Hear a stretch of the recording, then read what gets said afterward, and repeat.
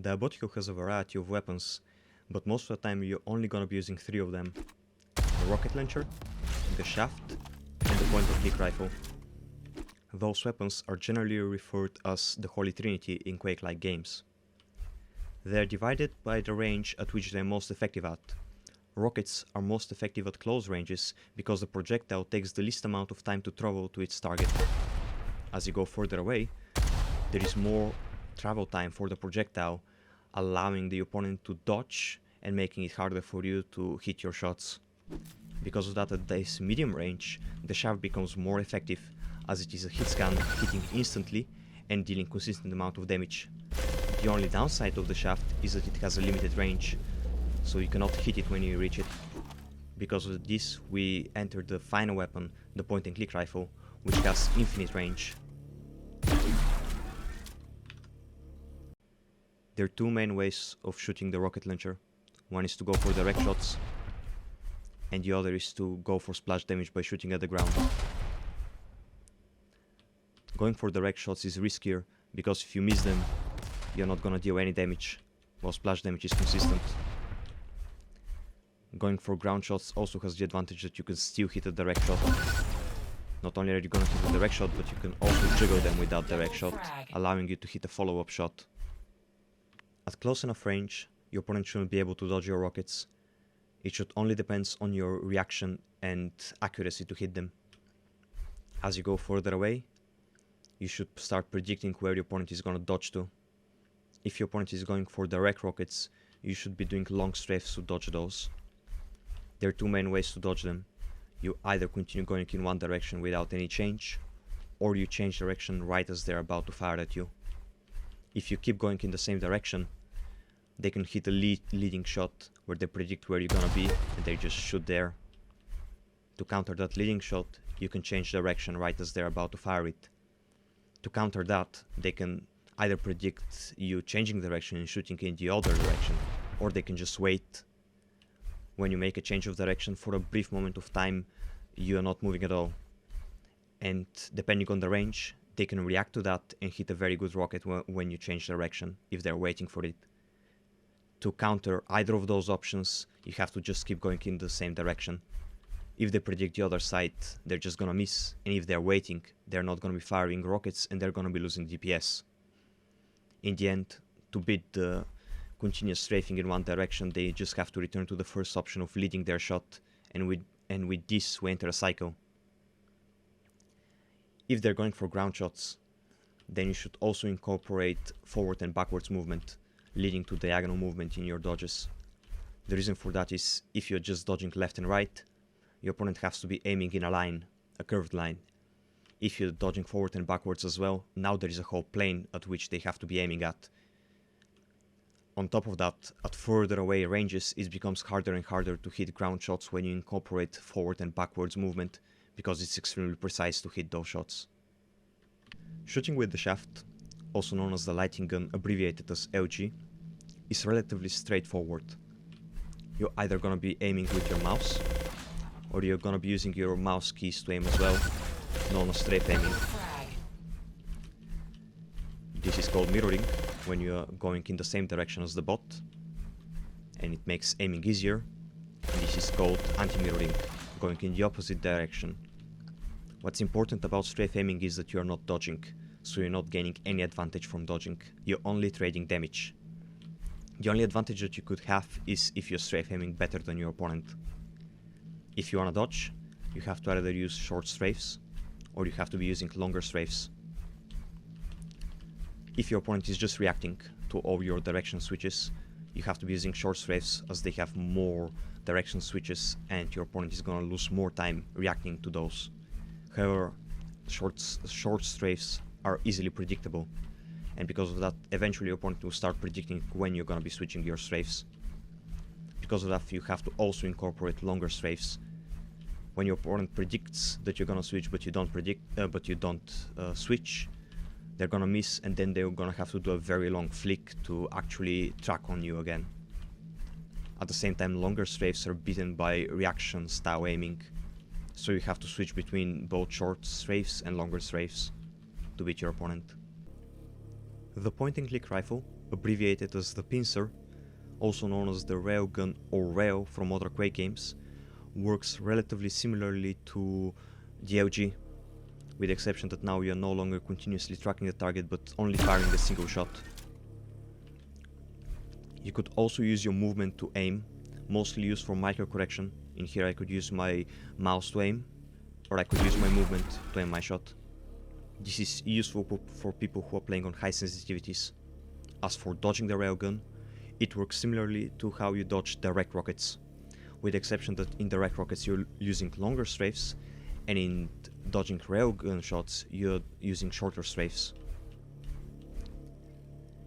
The concept about changing direction right as they're about to fire, or continuing in the same direction, or delaying your shot, all remain and stay the same for the railgun. However, what is more important about the railgun is using cover. The first concept is the person that is further away from the cover has the advantage in terms of reaction. In here I'm able to see my opponent and they cannot see me if they turn towards me. The person who is in cover, however, can more quickly hide in there or peek out. However, I'll still have the advantage when they're peeking out. I'll be able to react first. To counter that, there is a technique called shoulder peeking, where you peek out only with your shoulder, baiting out, acting as if you're gonna be peeking out, to bait out a shot from your opponent. If your opponent knows that you're doing that, they could just not shoot and wait for you to overextend a little bit more, but by doing so they're gonna be giving their reaction advantage. So you're gonna have an opportunity to take a shot. To counter shoulder peeking, you can either predict that they're gonna be doing shoulder peeking and ignore it and wait for the real peek, predict when they're gonna do the real peek, or you can overextend, where when they are doing the shoulder peek they're now exposing more of their body and you're gonna have more time to land the shot. However, by overextending you're putting yourself out in the open, which is more dangerous, and a way to counter overextension is to do just a smaller shoulder peek. Another important concept is weapon switching. When you switch to a weapon, you cannot fire it immediately, there is a brief delay. However, what is more important is that you have to first wait for the reload time of your weapon before you can switch out of it. This means that rapid fire weapons like the shaft can be quickly switched out of, but a weapon like the pincer needs a lot of time before you can switch out of it. In fact, the pincer is so dangerous at close range because for the time that you fire one shot and switch out of the pincer, your opponent can shoot 2 rockets at you. Weapon switching is important for 2 different things. One is combos, like this. While the opponent was in a jiggled state, they couldn't dodge the shot and you were guaranteed to hit it. Another popular combo is this, where you use the shaft in a shaft fight and then as you enter cover you use the rail for the last burst of damage. It can also be used without going into cover if you expect the rail to kill your opponent, and it's a very good way to turn a fight around. If you're losing, you can just finish off your opponent quicker by just hitting that burst damage of the railgun. The second reason why weapon switching is important is because of the effective ranges of those weapons. As you remember, close range, the rockets are the most effective, then you have the shaft, and then you have the rail at the longest ranges. So you have to learn how to instinctively just figure out the range and switch to the better weapon. There is a range between the effective range of the rockets and the shaft where both weapons are relatively similar in terms of effectiveness. At this range you could be faking out a lot of movement.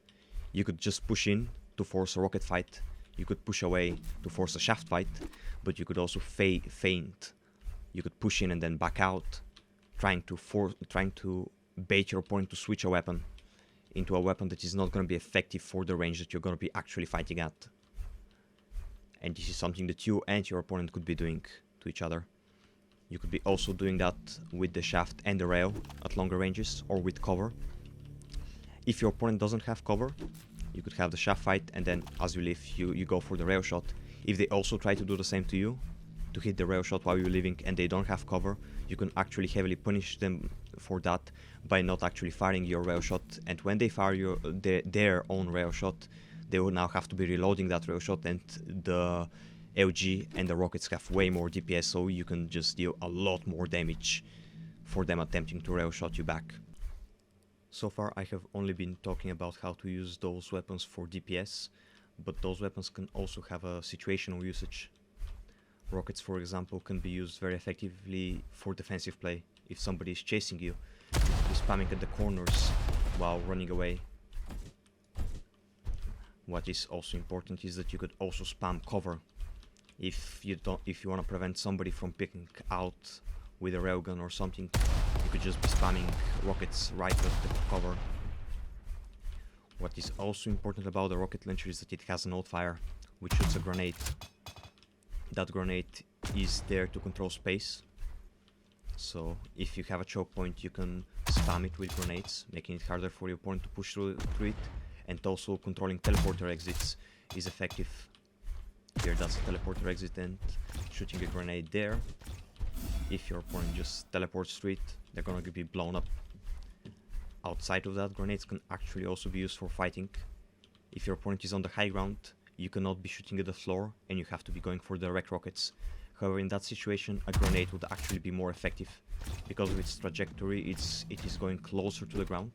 A rocket can hit only somebody who is in that lane, but a grenade can hit somebody that is in this whole area. And on top of that, depending on the elevation, the grenade could create a lingering threat, so your opponent could just walk back into it, and it will eventually explode and can still deal damage to your opponent. Now for the weapons that I haven't talked about, the blaster. The blaster actually has the most damage in the game, the highest DPS of 200, but the problem with the blaster is that it uses projectiles and it is a tracking weapon at the same time, making it really hard to hit your shots with it. It is very easy for your opponent to dodge it, so it is a very unreliable weapon, but it can out-damage your opponent if used well. As for its situational usages, it is very effective again for controlling space like the rockets. You could be spamming corners, you could be spamming the cover for somebody that is trying to pick you with the pincer, and they'll take a lot of damage when they pick out about an 80. And you could again be spamming the teleporter exit. The problem with spamming with the blaster is that compared to a grenade, which you can just leave there and then focus on something else, you have to keep on spamming with the blaster to use it well. Now the blaster can also be used as a substitute for the main weapons in the Holy Trinity, if you don't have them. If you don't have the rocket launcher, while the blaster does not have the juggle capabilities of the rocket launcher, it still has a huge amount of damage at close range and could even easily out damage the rocket launcher at close range, because it is hard for your opponent to dodge there. It is also very effective to use in tight corridors, since there isn't much room to dodge in there, allowing you to hit more shots with the blaster. It could also be used instead of the LG, but it's gonna deal less damage in that situation, because at mid-range, GLG is definitely gonna damage it just based on consistency alone. It is much easier to dodge those blaster shots, and they'll eventually deal less damage despite the bigger DPS. Even on longer ranges, as we already mentioned, you can spam cover and deal with people using the railgun like that. However, you should be the first to be spamming, or you can be spamming with shoulder picking. Another weapon is the shotgun. It can do up to 100 damage up close, and it's mostly used for finishing people off when they're low. You can even use it to finish people off on long ranges, because it is really easy to hit it, even if it's not gonna deal a lot of damage at that range. It also has an alternative fire, a ricochet, which you can use when chasing somebody that is low on HP to kill them. And it can be used as a substitute for the rocket launcher at very close range. It has less DPS because it has a longer reload time. However, it still deals 100 damage and it is pretty effective. Another weapon is the machine gun.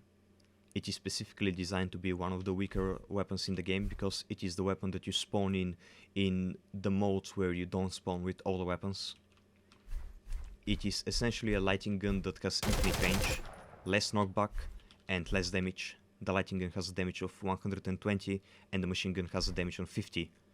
However, the machine gun still has more damage than the railgun, but because you can use cover with the railgun and just hit burst damage, the railgun is still more effective at longer ranges. The machine gun is essentially used as a substitute for the lighting gun or for the railgun at mid and long ranges. Another weapon is the void cannon, which primary fire is essentially a rapid fire pincer. It has less DPS, but still an infinite range, so it can be used as a long range alternative to the pincer. It is also a safer weapon because you can more quickly switch out of it. However, what is more important about that weapon is its alternative fire. People who are familiar with Unreal Tournament will notice that this weapon is basically a shock rifle in that sense. This could be used for firing on high ground. It can also be used as a bait.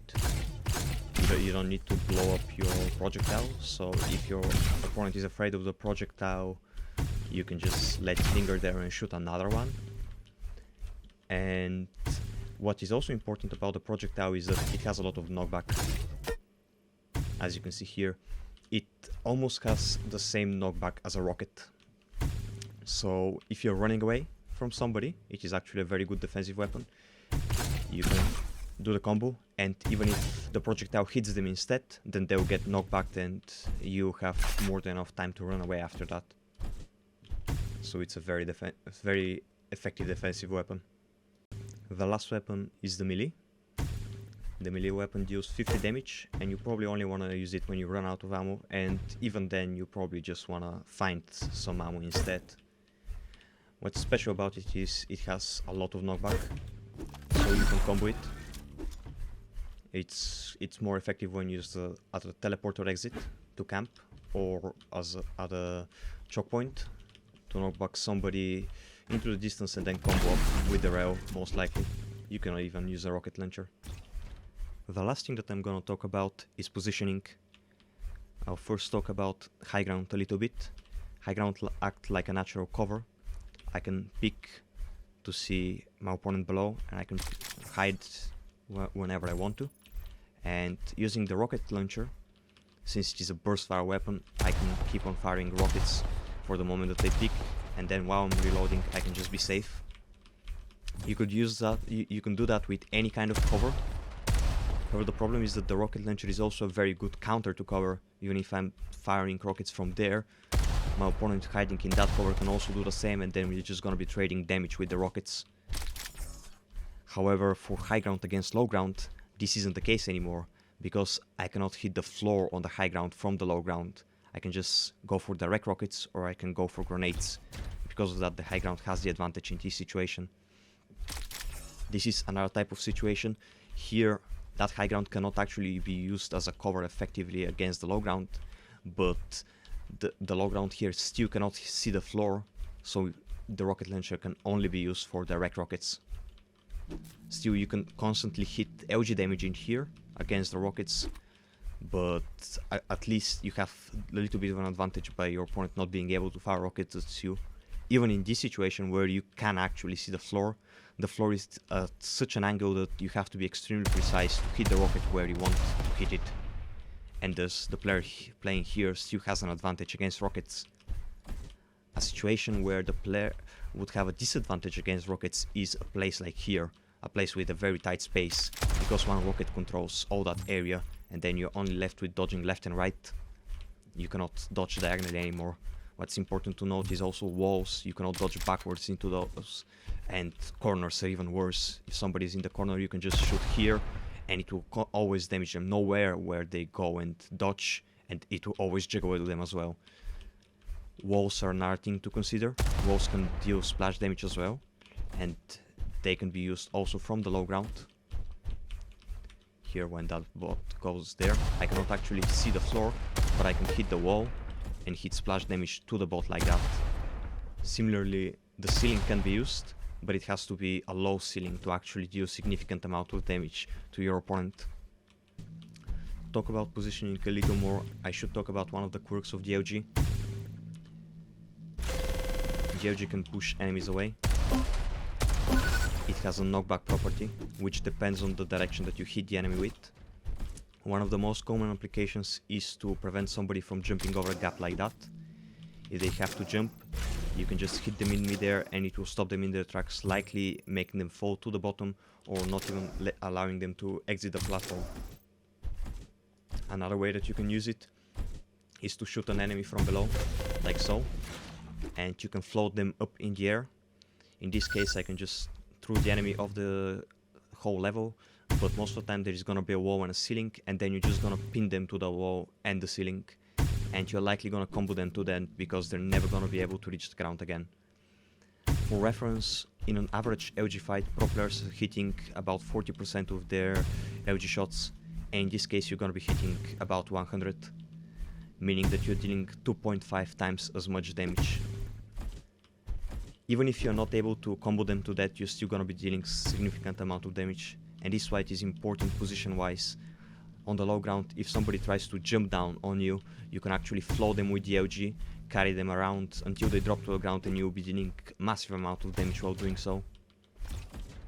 Another way that you can use the LG and position yourself for it is to use ramps.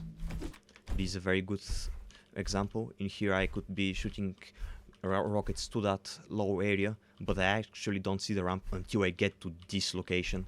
This is the moment that I can see the ramp, so if I'm right here I cannot actually shoot rockets there. However, if I'm here with the LG, then they cannot shoot rockets at me except if they're going for direct rockets. So I can force an LG fight out of them, or I can force them to close in the distance by a lot, and then we're just gonna have a very close range rocket fight. And I won't have a disadvantage because of the high ground in this situation, as it is very close.